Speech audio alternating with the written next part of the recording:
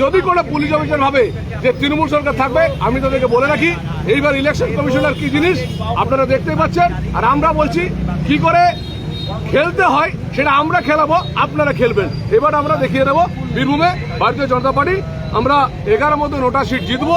এটা আমাদের টার্গেট, এটা আমাদের ভিশন, এটা আমাদের জিতবই। কাজল সাকি থাকুক। আর অনুব্রতকে বলবো জীবনে অনেক পাপ করেছেন, জীবনে অনেক পাপ করেছেন, দয়া করে এইবার সনাতনী ধরে কাজ করুন। একটা কথা আছে, যার শেষ ভালো তার সব ভালো।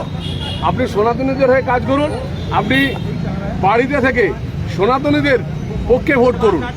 সনাতনী মিন্স বিজেপির হয়ে ভিতরে ভোট করুন।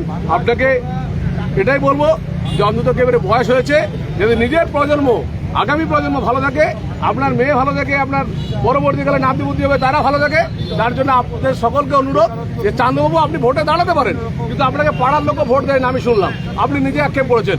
আপনাকেও বলবো আপনাকে যদি মমতা বন্দ্যোপাধ্যায় টিকিট দেয় তা সত্ত্বেও আপনি বিজেপির হয়ে ভোট করুন, কারণ আপনাকে অস্তিত্ব রাখতে হলে, এখানে ঘর বাড়ি রাখতে হলে আপনাকে বিজেপির হয়ে বাঁচতে হবে।